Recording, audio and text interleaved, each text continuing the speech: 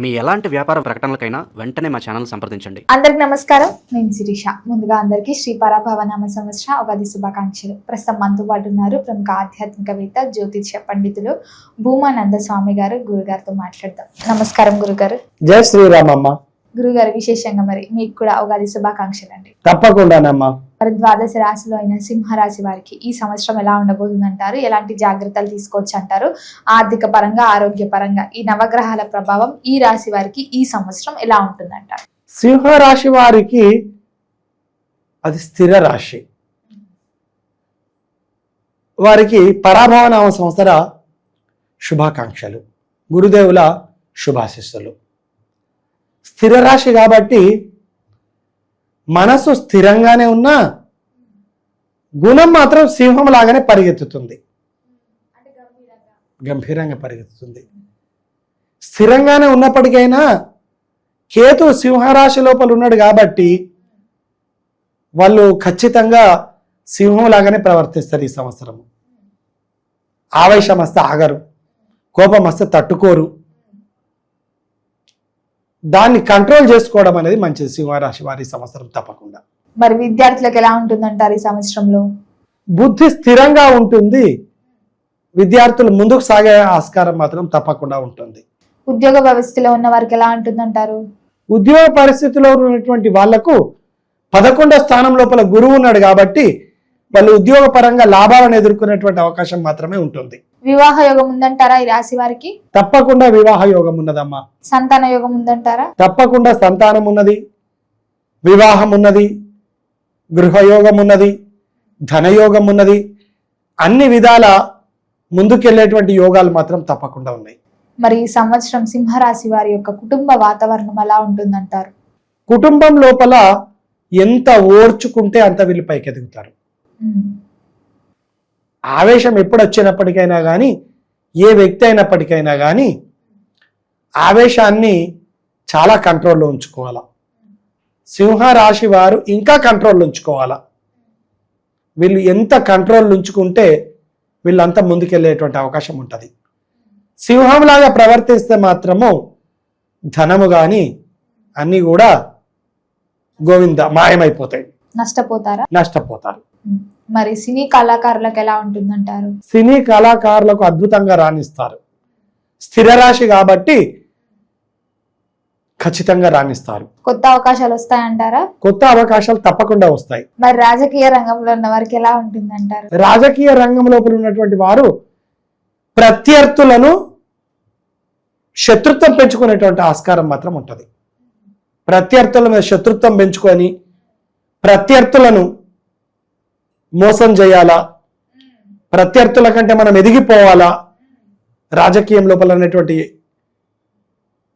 ఆలోచనలు మాత్రం సింహరాశి వారికి తప్పకుండా ఉంటాయి. మరి కొత్తగా వాహనం ఏమైనా కొంటారంటారా ఈ ఏడాది? కొత్తగా వాహనాలు కొంటే మాత్రం బాగానే ఉంటుంది.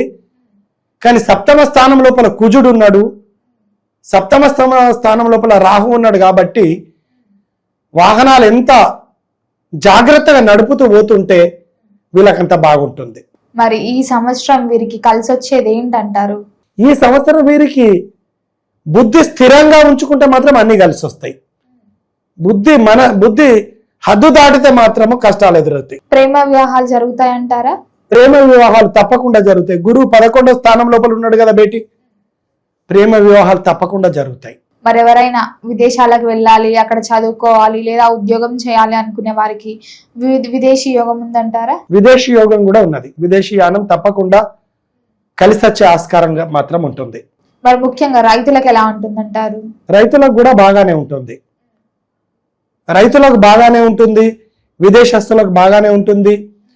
రాజకీయ నాయకులు మాత్రం ప్రత్యర్థులను రాజకీయంగా వాళ్ళ మీద ఎదిగేటువంటి ప్రయత్నం చేస్తారు, వాళ్ళను ఢీకొట్టేటువంటి ప్రయత్నం చేస్తారు తప్పకుండా. మరి సింహరాశి వారి యొక్క స్వభావం ఎలా ఉంటుందండి? సింహరాశి పేరు లోపలే ఉన్నదమ్మా, సింహం అంతే.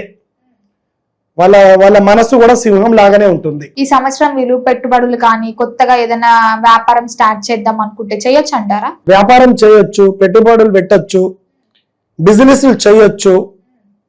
ముందుకు తప్పకుండా వెళ్ళేటువంటి అవకాశాలు ఉంటాయి. వీరు ఎవరి పట్ల జాగ్రత్తగా ఉంటే బాగుంటుంది అంటారు ఈ సంవత్సరంలో? శత్రువుల పట్ల జాగ్రత్తగా ఉండాలి.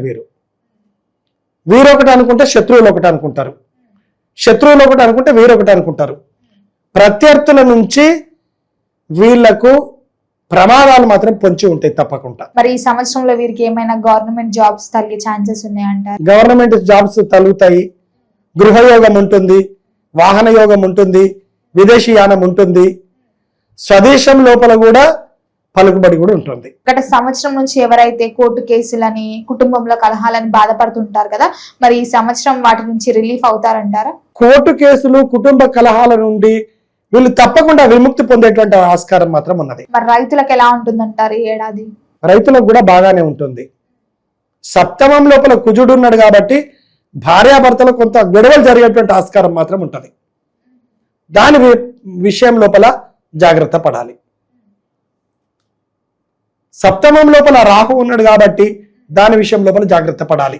వీళ్ళకి ఏమైనా అకస్మాత్తుగా ధనలాభం జరిగే ఛాన్సెస్ ఉన్నాయంటారా? అంటే పెద్దల వల్ల ఆస్తులు రావడం కానీ, ఎవరన్నా అనుకోకుండా డబ్బులు ఇవ్వడం కానీ అలా జరగవచ్చు అంటారా? తప్పకుండా జరుగుతాయి. ఈ సంవత్సరం వీళ్ళకు ఆకస్మిక ధనలాభాలు వస్తాయి, పెద్దల వల్ల ధనలాభాలు వస్తాయి. వీళ్ళెంత మనస్సును స్థిరంగా, బుద్ధిని స్థిరంగా ఉంచుకుంటే అంత లాభాలు వస్తాయి. సింహంలాగా ప్రవర్తిస్తే మాత్రం కష్టాలు ఎదురవుతాయి. మరి ఈ సంవత్సరంలో వీళ్ళకి ఇంకా బాగుండాలంటే ఏ దైవాన్ని పూజించవచ్చు అంటారు? ఇలాంటి పరిహారాలు చేసుకోవచ్చు అంటారు? వీరు ఈ సంవత్సరము దుర్గామాతను అధికంగా పూజించాలి. సింహము, పులి రెండు ఒకటే కదా. అవును, అమ్మవారి వాహనం. సింహము గాని పులి గాని అమ్మవారి వాహనాలు. అమ్మవారిని ఎంత అధికంగా పూజిస్తే, దుర్గాదేవిని ఎంత అధికంగా పూజిస్తే వీరు అంత ముందుకెళ్లేటువంటి ఆస్కారం మాత్రం ఉంటది.